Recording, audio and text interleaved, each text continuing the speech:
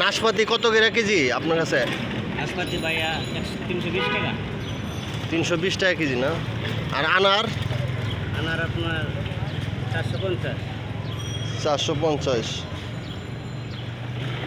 দৈনিক কেমন বিক্রি হয়? কত কেজির মতো আপনার বিক্রি হয়?